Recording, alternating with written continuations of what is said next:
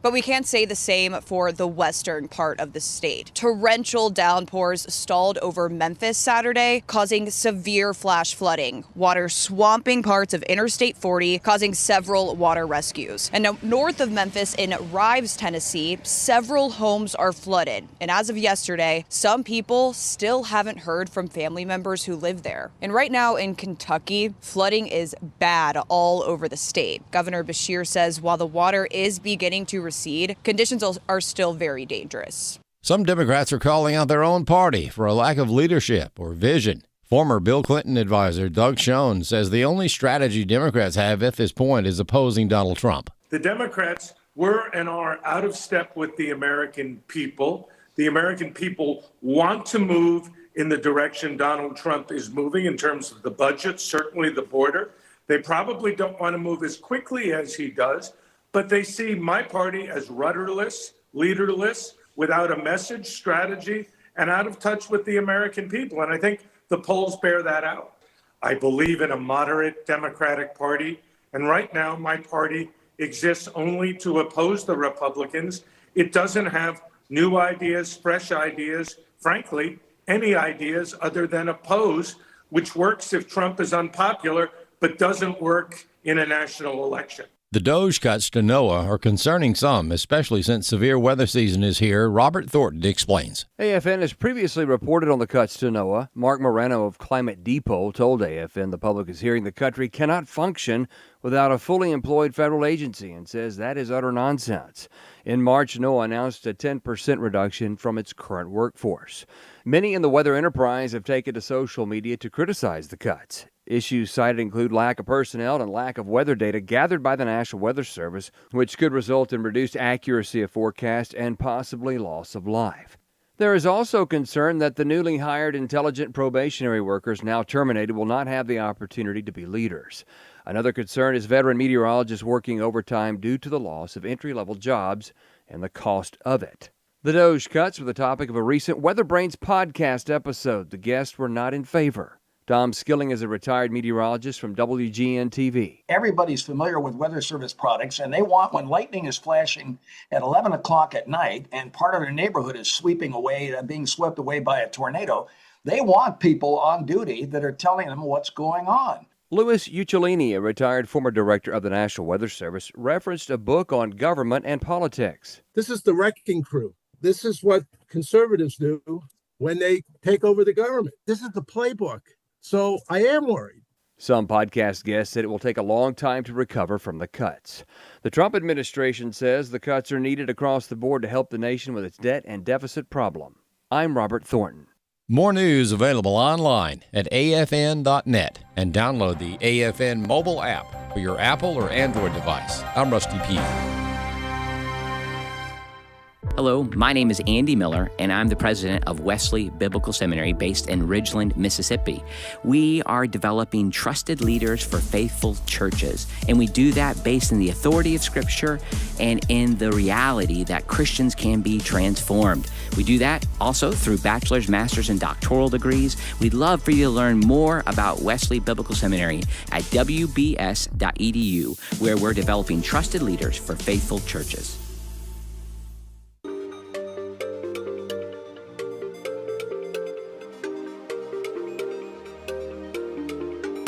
We inform. Religious freedom is about people of faith being able to live out their faith, live out their convictions, no matter where they are. We equip. Sacred honor is the courage to speak truth, to live out your free speech. We also rejoice in our sufferings because we know that suffering produces perseverance, perseverance, character, and character, hope. This is At the Core on American Family Radio. Welcome to The Core here on American Family Radio. Glad to have you with us on the program on American Family Radio. If you want to subscribe to the podcast, you can go over to your podcast library, your podcast store, and for free, you can download the Core podcast. Just type in the name of the program, click the subscribe button, and the podcast will be queued up in your library each and every day that we upload the program. So this is a Share-a-thon week. Beginning tomorrow is Share-a-thon full steam ahead. We do this twice a year. in the fall and now in the spring. And we're looking forward to having you join us for our twice annual Share-a-thon fundraiser for American Family Radio. So we'll see you tomorrow here on the show for most of the day to broadcast the Share-a-thon and ask you to come alongside us, not only with your prayers, but also with your financial support to support the ministry. You can find out more information about that over at afr.net, afr.net. We're in Proverbs chapter 5 this week, Proverbs chapter 5. Looking at verse 21, for the ways of a man are before the eyes of the Lord, and he watches all his paths. For the ways of a man are before the eyes of the Lord, and he watches all his paths. So if you thought that you were skirting the visibility of the Lord, the oversight of God, you're wrong. You're wrong. And, we've always been told that the Lord sees it all. And that saying is true.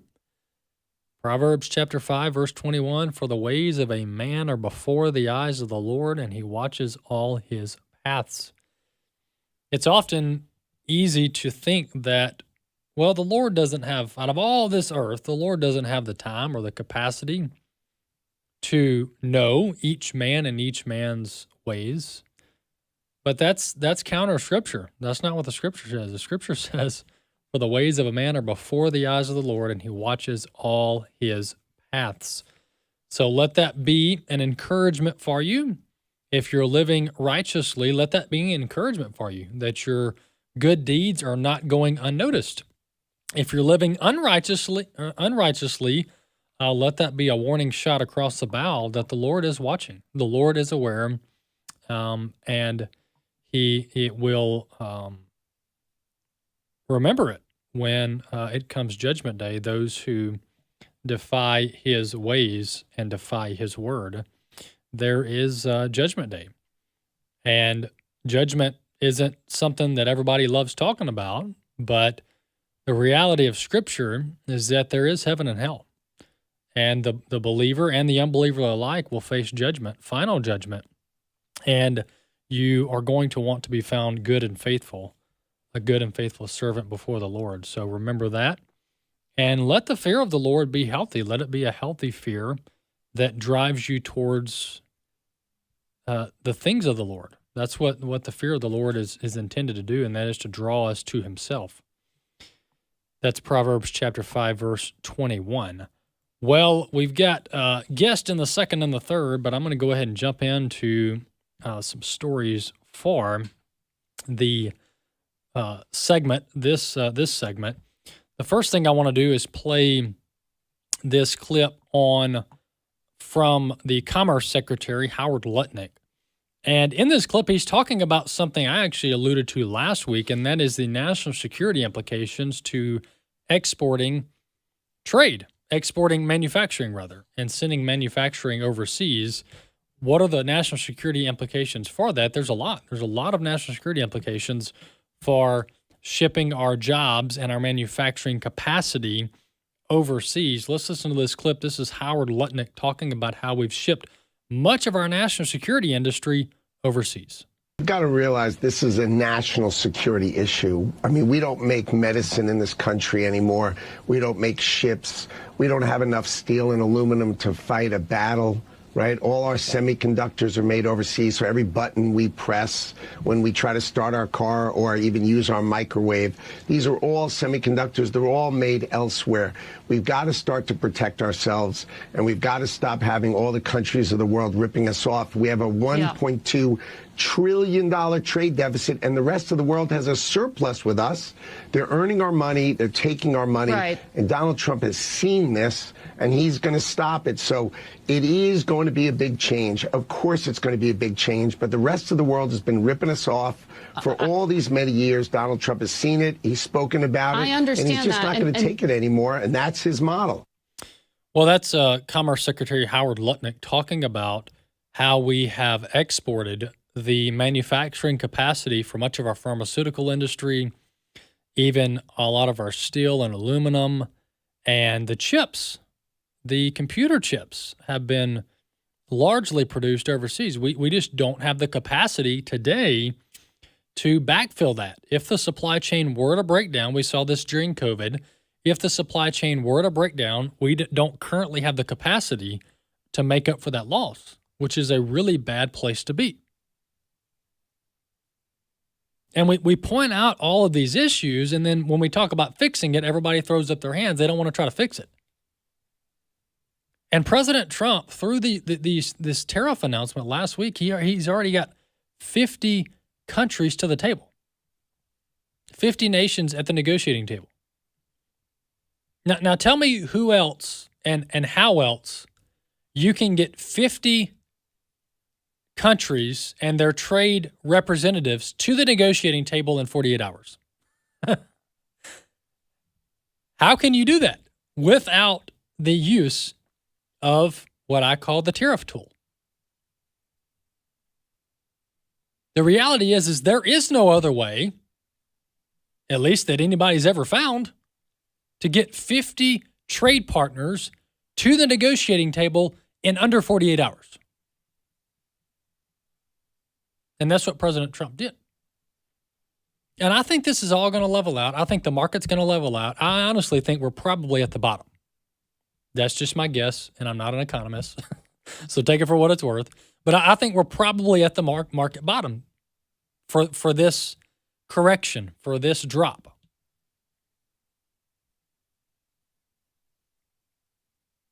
And it's not these stock market declines over the past few days have been historic. The numbers are in some ways unprecedented, especially consecutive day drops.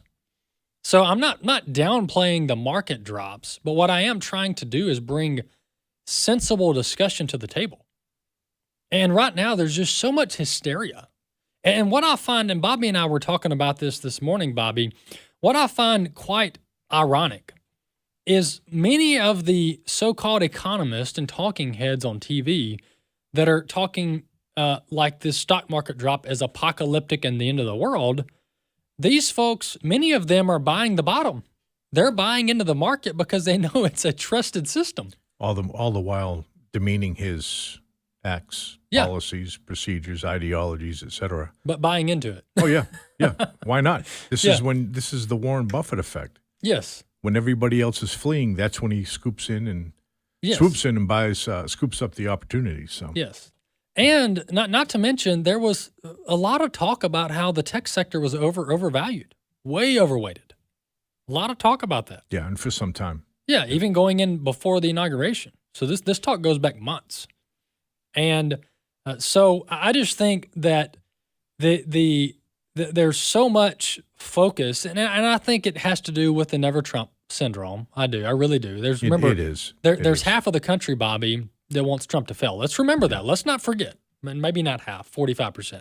There's 45% of the country that is cheering for Trump to fail here. And that even though his approval ratings are over on 50%. Fire. Yeah. He has even after the tariffs and through the tariff talk. Yeah. So he's holding in there. The support for his presidency is holding in there. But my point is that President Trump wakes up with 45% of people wanting him to fail. And with that, and then you throw in tariffs, and then there's split in the conservative movement on whether tariffs are good or not, and it just causes this kind of uproar that the media, of course, is latching onto. And don't get me wrong, these are revolutionary actions that he's doing. I mean, this is some pretty generational type change that we haven't seen in a long, long time. Some of it we've never seen as far as the level of change that he's bringing about. So I'm not downplaying that. It's not surprising. There is a lot of change going on in Washington, but the memo that I'm just trying to bring to the table is that, folks, this country was not hunky-dory before Trump got in there. All right, so let's don't act like everything was just dandy and then Trump's coming in and he's messing everything up. No.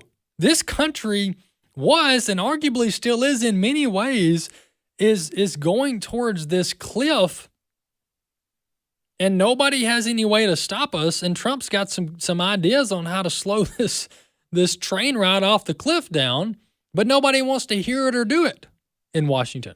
Yeah. They just want status quo. And to that point of the status quo, how many times, no matter what side of the aisles you come down on, Democrat, Republican, Libertarian, et cetera, Green Party, the government is bloated. Yes. It's hugely indebted. Everybody acknowledges that point. It's been propping up the economy. Yeah. Well, artificially, but eventually that bubble has to burst. Right. But now somebody's trying to do it methodically and is taking large cuts and big swaths because that's what it takes to get us down to some kind of a balanced budget and some kind of normalcy. Yeah. And it's going to hurt. And again, most of our audience has heard short-term pain for long-term gain. And we can't emphasize it enough. 6 to 9 months, folks, you're going to see some difference in this country. Well, and think about how far we've gotten off. I mean, how bad it is. You look at the gutting of the American manufacturing base. Yes. We've been in a manufacturing payroll recession for 2 years, folks, meaning every month after month, we are bleeding manufacturing jobs under Biden for the last 2 years. And so when you look at where we've been in a really bad spot. All right. And the national security concerns here, folks, we saw this during COVID. And this is why, to your point, Bobby, I do think there is a lot of favorability. There is a lot of approval for what President Trump's doing at the grassroots ground level, because people that we talk, like the way we talk on this program is how people feel out there. They've seen the empty factories. They've seen the manufacturing gutted. And then during COVID, we saw the pharmaceutical supply chain get all in a tizzy coming from China. All that got disrupted. And we were all sitting around going, wow, why aren't we getting our insulin from China? That doesn't even make sense. Why aren't we getting our chips from Taiwan? So we can't complete a vehicle, an automobile build, until we get the chips from Taiwan, or we can't build some military equipment, or we can't do the XYZ or build these computers or these AI facilities without these chips. And we're all looking at that, and your average person looks at that and goes, man, that's not good. That's not normal. Why would a country like America rely on foreign adversaries for the production of life-saving supplies? And then the solution is, okay, well, let's fix that. Let's reshore that industry, which I talked about this even in the days following COVID. I talked about this, about how we need to bring our pharmaceutical manufacturing production back to America. And that's what President Trump is trying to do. So I just think that in the long run, and when I say in the long run, I'm talking the next 12 to 24 months, maybe even sooner, I think President Trump's going to be exonerated here. Now, in the history books, everybody's going to negotiate and debate, were his tactics correct? Should he have levied this many tariffs in such a short period of time? Look, we can debate that, and good people can disagree on that. But I think the end result of all of this, what seems chaotic, the end result, I'm telling you, he's going to be exonerated. President Trump and his administration will reshore many manufacturing jobs. You will see a lot of investment in it. You will see good jobs numbers. You will see real wage gains. All of this will come back to exonerate President Trump. We'll be back. In all your ways, acknowledge him, and he will make your path straight. My name is Abraham Hamilton III, and this is the Hamilton Minute. One of Satan's oft-repeated strategies is to dislodge God's people from his promises.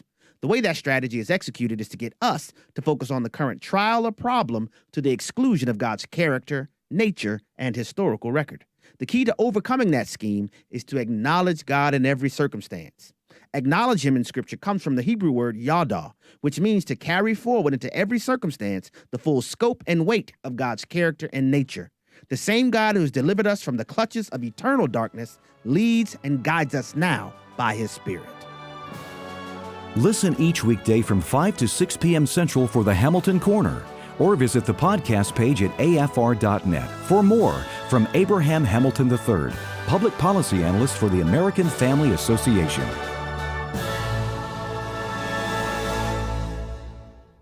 How do we change our nation? One heart at a time. The ministry of preborn reaches into the hearts of mothers and babies through heartbeats. The ultrasound is the weapon, and the heart is the game changer.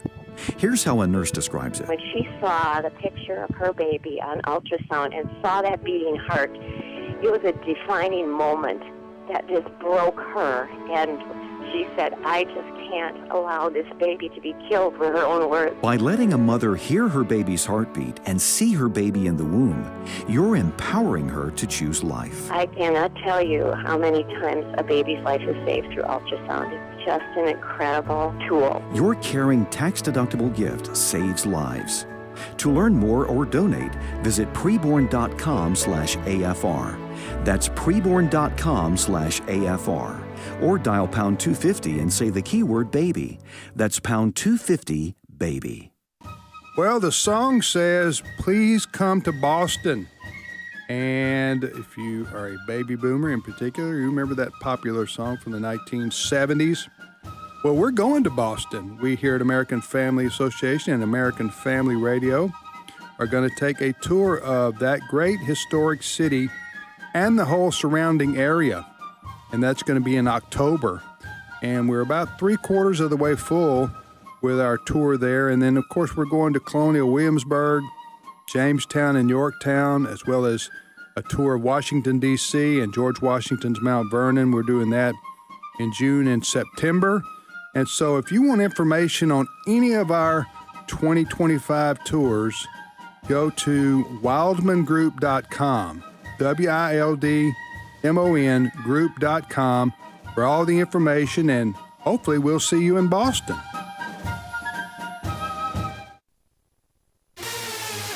At the Core podcasts are available at AFR.net. Now, back to At the Core on American Family Radio. Welcome back to the Core here on American Family Radio. And when I talk about how I think that if this isn't the bottom, or Friday wasn't the bottom of the stock market, the recent drop, I think today or tomorrow, I would think would be, because when you're looking at it now, nothing substantially has changed. I mean, President Trump came out this morning sticking to his guns. So, and the market's roughly flat. It possibly could end the day in green. At least I'm looking at the Dow. And other NASDAQ's up 1 point. S&P's up now, a little less than 1 point. But, President Trump hasn't come out and given anything to kind of pump the market, right? Any kind of backing down, if you will, from his tariff position. And the market's roughly flat. Some of the sectors are up a little bit. So I think this too shall pass. And as I mentioned, I think President Trump will end up getting exonerated. To use kind of a court term, I think he'll get exonerated on this, and I think it'll be good for the country. The end result will be good for the country. I do want to move on to our next guest. We have on with us Missouri Representative Melanie Stinnett. She's on with us now to talk about some of her work in the Missouri legislature. Representative, welcome to the program. Thanks so much for having me. Happy to be with you. Well, we've had on several lawmakers and kind of policy makers to talk about some creative resolutions or innovations when it comes to healthcare in our country, and not to get confused with health insurance, because those are two different things, and we try to talk about both of them and what's best for the consumer, for the average citizen. But from a health care vantage point, you're working in the state legislature there in Missouri to make things more affordable and less red tape. So give us a little backgrounder to this topic of healthcare, specifically in Missouri. Sure. And I'll give you kind of just a quick background about me so people kind of know where I'm coming from. I am a speech pathologist by trade and owned a private business in Springfield, Missouri, offering therapy services for children. And it was kind of my introduction into policy, if you will, because of the regulations and red tape that were present for me to be able to just do my job and do it well, provide quality care to children in our state. And so it was really from that vantage point that I made the decision to run for office and come into office. So it's been really a passion project of mine to take a look at healthcare. And as you said, healthcare and health insurance, two totally different things. I think we have to be looking at healthcare and making sure that we're making good decisions that cut that red tape and make sure that patients have access to the care that they need. And one of those bills that I filed this year, we call the Hope for Missouri Patients Act. And it deals with some of these individualized treatments for people who have, significant medical diagnoses that are life-threatening things, a lot of terminal conditions that may not have FDA-approved treatments, but patients want to have some access to these individualized care options. Let me ask you this, Representative. Once again, we're talking to Missouri State Representative Melanie Stinnett. The concern or the pushback on some of these experimental treatments or some of these kind of novel treatments that haven't been FDA approved yet, what's kind of the safety background here? Because the people think that being FDA approved is somehow magical in and of itself, but right. talk about kind of this unproven fear for new, younger, novel, in some ways, treatments for some of these illnesses. Yeah, well, I think when we talk about the FDA and we talk about their approval, it really doesn't take into account considering the most up-to-date medical practices and technologies of today that are more individualized for patients, right? The FDA sort of looks at overarching, more one-size-fits-all sort of industrial model approvals for these treatments. But we're talking about things that are, really rare diseases, things that are terminal, and people have tried all of these treatments that may or may not be available to them in their communities easily. And what they're looking for is an option to be able to do something that may be new, maybe, as you said, novel, but the FDA isn't really structured to be able to swiftly approve things like that. But that does not mean that someone shouldn't have access to that type of care if it could be of benefit to them with those types of rare diseases that are challenging to figure out in a quick way and then get through that FDA process and spending, the millions of dollars that it takes and sometimes decades to go through that process. Our constituents in our communities deserve to have options available to them if that's what they choose.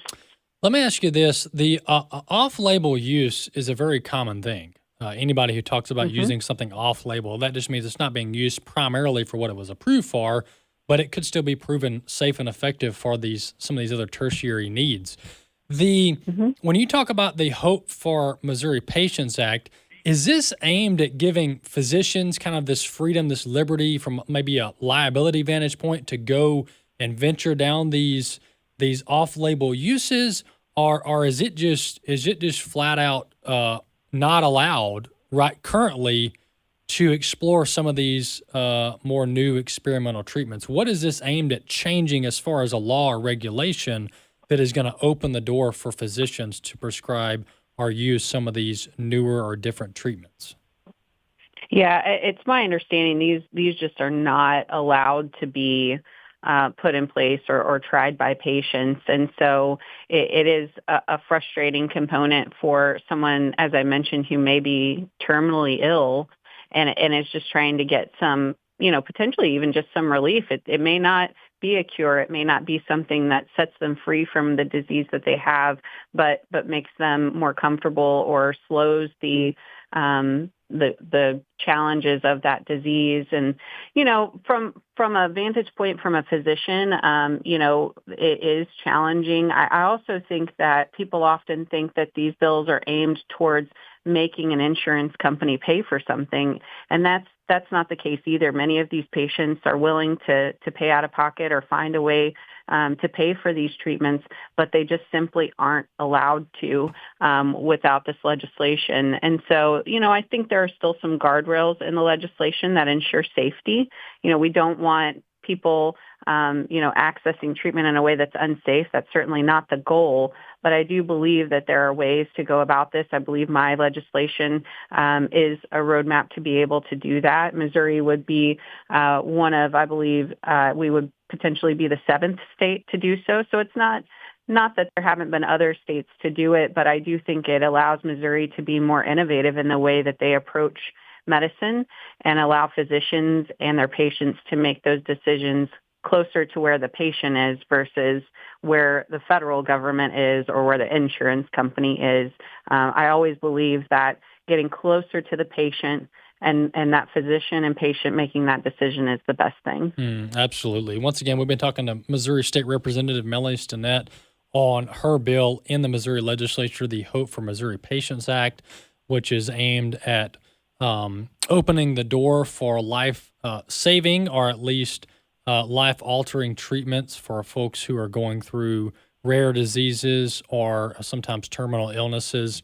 Let me shift gears to the issue of abortion and the issue of life in Missouri. Unfortunately, Missouri was one of those states that fell victim to this ballot amendment process. It's been hijacked by the left to force force these pro-abortion policies into these states. What can be done? This is unfortunately the pro-life movement kind of got caught flat-footed here when it comes to these ballot amendment processes. But can anything or what can be done at the state legislative level to offset or to counteract some of these pro-abortion policies? Yeah, because of what we've seen with the initiative petition process in Missouri, what has to happen at this point is that either the legislature has to pass a House joint resolution or Senate joint resolution that would go to a vote of the people at the ballot again, or we would have to rely on our citizens to collect signatures and go through that initiative petition process again with something that is different than what we see that passed with Amendment 3. So it's a cumbersome process. I think that there are certainly pieces of Amendment 3 that many people want to see changed and addressed, and those are certainly conversations that I'm hearing throughout the building all the time. Yeah, something's got to be done because obviously this Amendment 3 doesn't truly reflect the majority of voters in Missouri. I almost guarantee you, if you poll the voters of Missouri on the life issue, they're not going to come down as radical as Amendment 3. But what happens is these radical pro-abortion groups come into the state, pump millions of dollars, misinform a lot of people, and then folks show up at the ballot box and they either don't know what they're voting for or they're confused on what they're voting for. So I think something's got to be done, and it probably is going to have to start with the legislature in some way just to build some momentum. The last thing I want to mention is back to the issue of health care. What are some other things that you're working on, whether it be in health care or the health insurance, because the health care costs are just exorbitant. And then you get into health insurance, and those costs have gone up too. So what are some things that can be done at the state level to really make health care and health insurance better quality? Yeah, one of the bills that I've been working on for the past few years has to do with reining in the requirements that insurance companies put in place for prior authorizations. And, when I talk to groups of people, if I ask people to raise their hand, there's really no one who hasn't had an experience with prior authorization getting in the way to their access to health care. Many times those prior authorizations either take too long or they require things that are outside of the plan of care that the physician laid out and put in place for the patient. So, for instance, they want to get some specific type of imaging, but the insurance company says, oh, no, you have to go do this many physical therapy appointments before we'll give you prior authorization for that. And those things are frustrating for patients, but beyond just being frustrating, they add cost to our health care because the physician's office and the insurance company have to have people working on and processing these prior authorizations.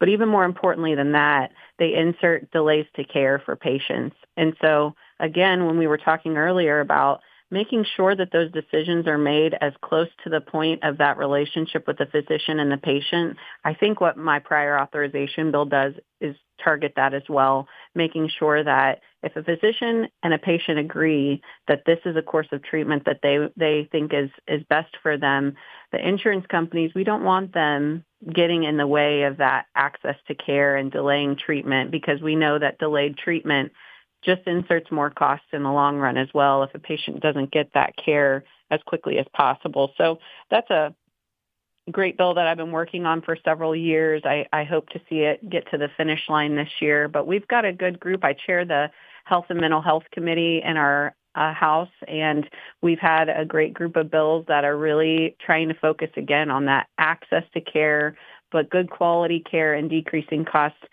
Doing that from a conservative mindset, though, really focusing on, what it looks like to make sure that patients are making the decisions for their care. Absolutely. Once again, we've had on with us Representative Melanie Stinnett out of Missouri, the state of Missouri there, talking about some of her legislation that she has worked on in the past and is working on now.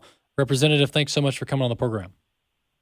Thank you so much. Have a wonderful day. Absolutely. You too. That's Representative Melanie Stinnett out of Missouri, and her legislation is called the Hope for Missouri Patients Act, and it's mainly centered at opening up some of these experimental or novel drugs and treatments to seriously ill patients, and allowing physicians to be in the driver's seat, and patients as well, when it comes to some of these more rare diseases in Missouri. So thanks for her work, and appreciate her coming on the program. The health insurance and health care are two major policy topics that I wouldn't be surprised if President Trump and Congress at some point try to weigh in on this, just because of how terrible Obamacare has been for the country and the healthcare and insurance industry. But healthcare and insurance are two distinctly different things, and that's what I try to differentiate when I talk about this subject. Whether I'm talking about healthcare or health insurance, I try to make the point to differentiate between the two, because the pro-Obamacare folks have been kind of hammering it into our mind that everything is about affordable care. That's why they named the bill Affordable Care Act, even though it made prices for health insurance skyrocket. But the Affordable Care Act was all about meddling in the insurance industry. It was all about meddling in the private insurance industry, and it had nothing to do with actual health care. And so both of these areas need some serious reforms. On the health insurance side of things, we've got way too much government intervention. Way too much government intervention. We need more competition. That's the problem, is you've got these massive insurance agencies that are dominating the market. Folks literally don't have anywhere else to go other than the, quote, public exchange, which is government-run healthcare, or health insurance, rather. And then on the healthcare side of things, you've got way too much overhead cost, way too much administrative cost. You've got not enough competition and transparency and options there. And the pricing structure is overly confusing on the healthcare side of things. Trying to ask a physician or a medical system what your pricing is, they look at you like you're an alien. What is our pricing? So there's a lot of reform that needs to take place both on health insurance and health care. The most important news ever is proclaimed on the new AFR Easter button. He is risen. Wear the button to remind those who see it that Jesus is alive and interceding for us from heaven. Order your AFR Easter buttons at $15 per 10-pack at resources.afa.net or by calling 877-927-4917. Remember, Resurrection Sunday is April 20th. Order your AFR Easter buttons today at 877-927-4917. The loss of a child through abortion, miscarriage, or stillbirth affects the emotional health of families. Feelings of anger, sadness, and regret can be overwhelming. There is hope and healing in the aftermath of a reproductive loss. Call the International Helpline at 866-482-LIFE to talk with someone who has been where you are and healed to help others. Your call is confidential. 866-482-LIFE. The following is not an actor, but a real-life story from Trinity Debt Management. I'm Claire from Trinity Debt Management. I'm a counselor, and the reason that I love working for Trinity is because I get to help folks with one of the hardest problems a family can face, and that's financial difficulties. In this day and age, everything is going up. You have higher utilities, higher grocery bills, higher fuel, and those credit card interest rates have gone up as well. We can help you with that. We can help you get lower interest rates, lower monthly payments. In just a few minutes, we put together a plan that gets you out of debt and keeps you out of debt.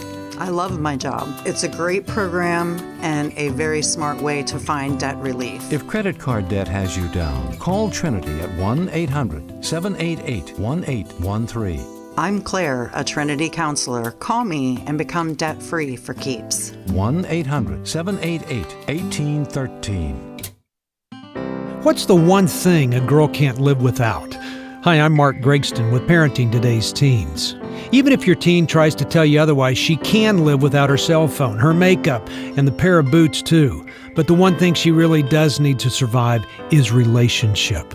Just as we were created to walk with our Heavenly Father, our children are wired to seek a personal relationship with us. So trust me on this one. If your daughter isn't finding a relationship with mom and dad at home, she'll try to fill the void elsewhere with things like guys, girlfriends, academics, and sports, or even turn to destructive habits like drugs or alcohol. Have you developed a meaningful relationship with your daughter? Give her what she can't get from anywhere else, a true sense of value and love. Looking for more parenting wisdom? Go online to parentingtodaysteens.org or search for Parenting Today's Teens in your favorite app store. This is At the Core on American Family Radio with your host, Walker Wildmon.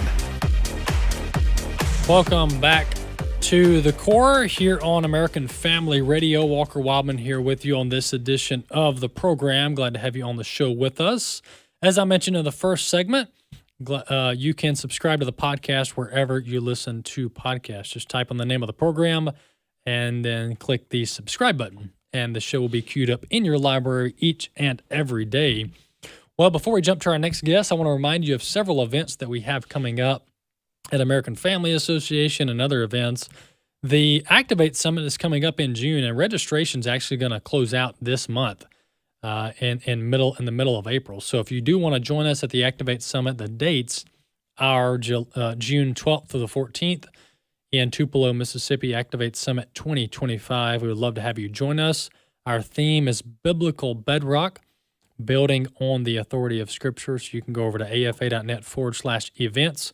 Check out that event plus every other event that we have on the calendar for the year. So we enjoy getting out and fellowshipping and meeting some of our supporters. And these events are just one of many ways that we do that. Jumping to our next guest, we have on with us Rea Hederman. He's Executive Director of the Economic Research Center at the Buckeye Institute, and he's Vice President of Policy at the Buckeye Institute as well.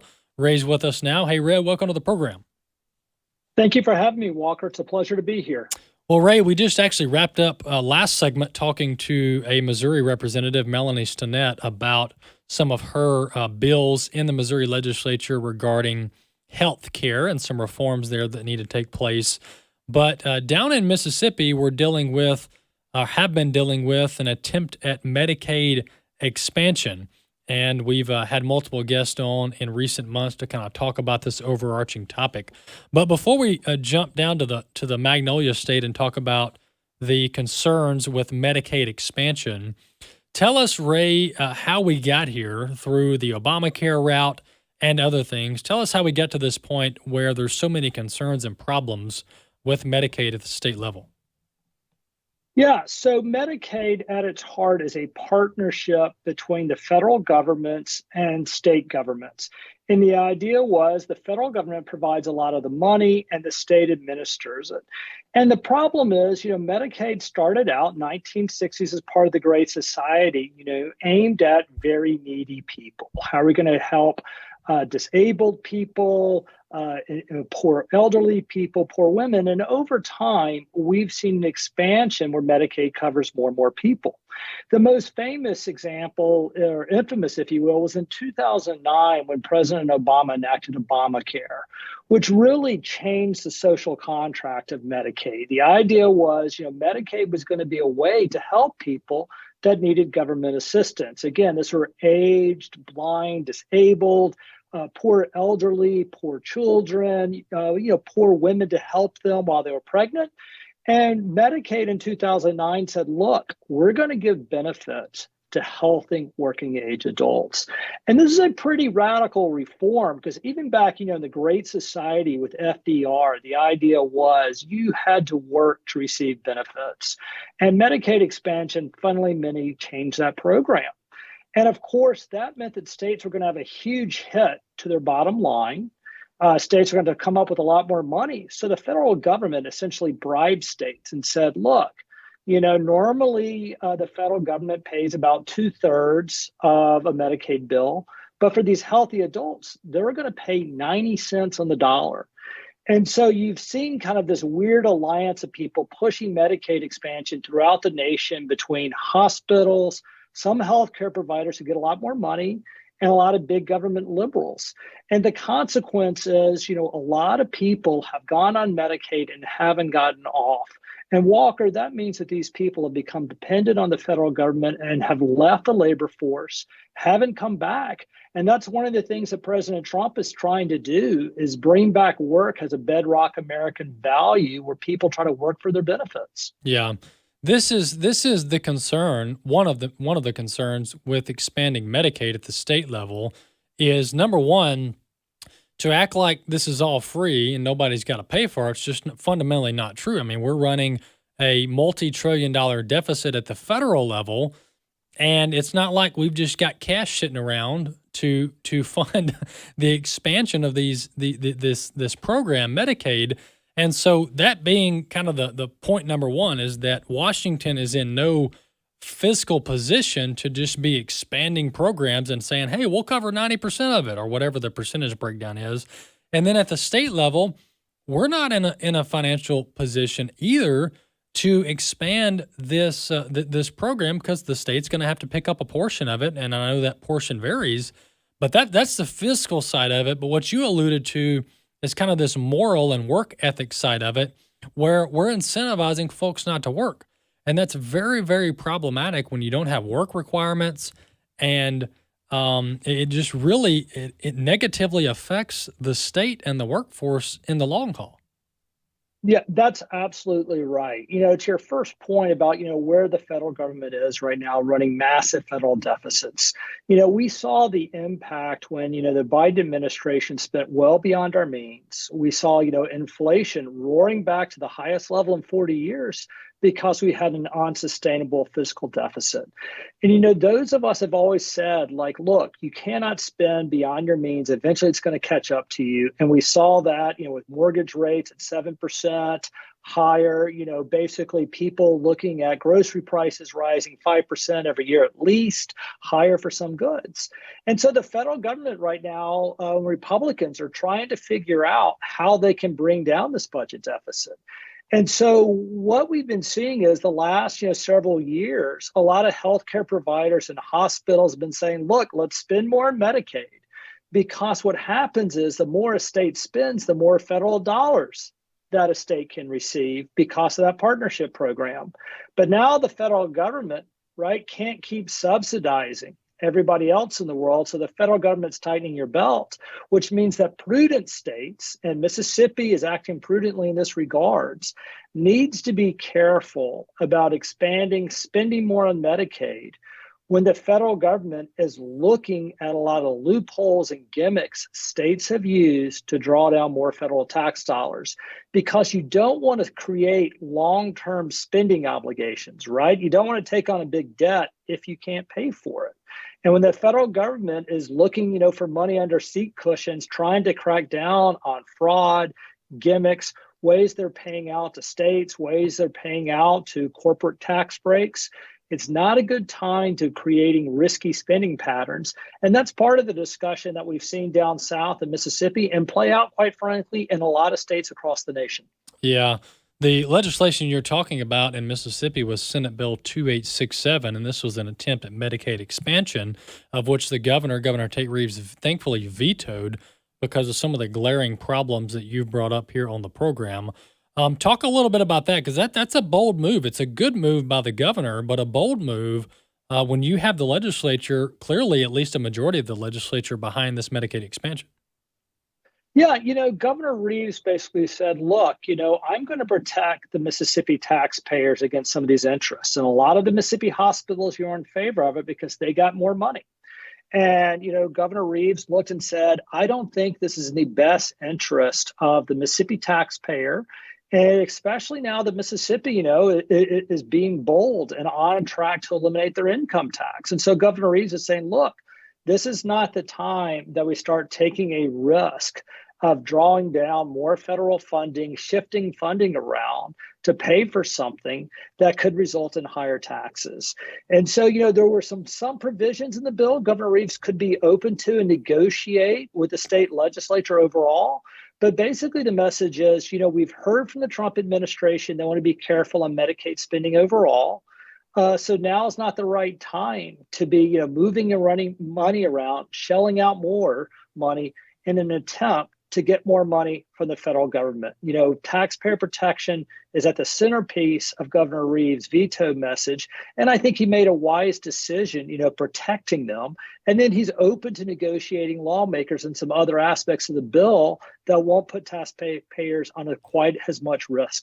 Yeah, that's right. Once again, we've been talking to Rea Hederman with the Buckeye Institute, where he serves as executive director of their Economic Research Center. He's also a vice president of policy there at the Buckeye Institute. And one addition to your comments, Ray, is that we kind of operate under this assumption, and I fall guilty of this sometimes, where we assume that a program is constitutional, that it's right, that it's virtuous, that it's good, and that it's within the purview of the government. And we kind of operate and begin debating the tenets of said legislation with that in mind. But with some of this, Ray, it's like, why aren't we even considering, is this even the government's role? I mean, is this even the government's role to expand benefits to cover able-bodied working age adults with these programs, or should the private sector jump in and pick this up on its own? But on that note, talk about some of the positive reforms that maybe some states have already done, but talk about some of the positive reforms that states can do to even shore up and improve their current Medicaid programs. Yeah, so some states are basically going back to the tenets of work. Ohio, we recently submitted a work requirement waiver. The Trump administration is very open to that, saying, look, if you're somebody between 18 and 55, you're healthy, you're not taking care of children, you should be in the workforce at least part-time or in school, making yourself better.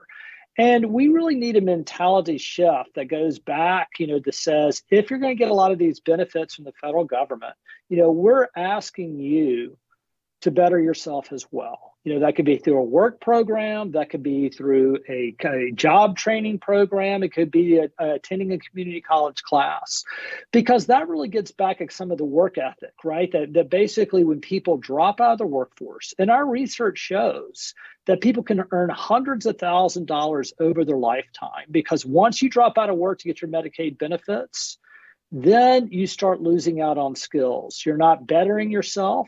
You're not learning the importance of showing up to your job on time. You're not getting promotions. You're not getting bonuses because you're an experienced worker. And that really adds up. And we've got to get out of this cycle where we're basically incentivizing people to stay poor by detaching their attachment to the workforce, right? We're discouraging work because Medicaid is what we call a means-tested program, where if you made too much, you lose your benefits. So, that I think the work requirements is key. I think there are other ways to look at it to make sure that we're getting the benefits, we're reviewing our Medicaid rolls. Because again, during the Biden era, we had a Medicaid expansion where the federal government paid people a lot of money not to review Medicaid. And once you were on the program, you could not go off even if you're ineligible. So states need to take a look, and this could save really hundreds of billions of dollars to make sure that people on the Medicaid program actually qualify for the benefits. And that way you're making sure that the healthcare appointments, the healthcare medicines, the expenditures are going to people who are really eligible instead of people who may have left the state, instead of people who now have a full-time job, instead of people that the state or the insurance companies can't find that aren't fulfilling appointments. So let's make sure our dollars go further by protecting the vulnerable and making sure that we're reviewing the Medicaid rules to make sure people are eligible. I think those are some key reforms that are there. And then working with providers, those are doctors, making sure that they can, patients can get to the doctor's appointments, making sure doctors have the ability to schedule Medicaid appointments.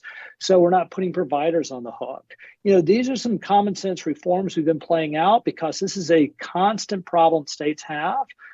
Medicaid is usually the biggest part of a state's budget. Or right behind K through 12. So policymakers got to get this right.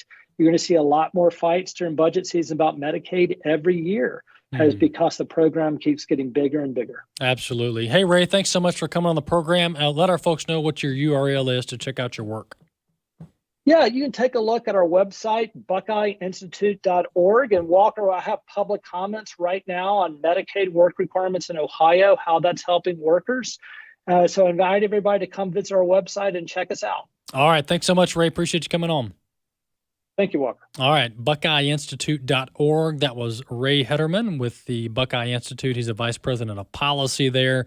Hey, one quick note, one quick fact that is just mind-boggling when we talk about work requirements and we talk about able-bodied working age adults that are on these welfare programs. Listen to this. This is just having to do with the food stamp program. But in 2000, we had roughly 1.7 million able-bodied, listen to the criteria here. In 2000, we had roughly 1.7 million able-bodied adults between the age of 18 and 59 without children under 6 who do not meet any other exemption criteria. We had about 1.7 million of able-bodied adults ages 18 to 59 on the food stamp program, 1.7 million. Fast forward to 2017, that was 6 million. Fast forward to today, 12 million. 12 million working age, able-bodied adults ages 18 to 59 on the food stamp program. Folks, we've got to get tougher at telling people you have to work. It's biblical. Work with your hands. We'll see you next time. The views and opinions expressed in this broadcast may not necessarily reflect those of the American Family Association or American Family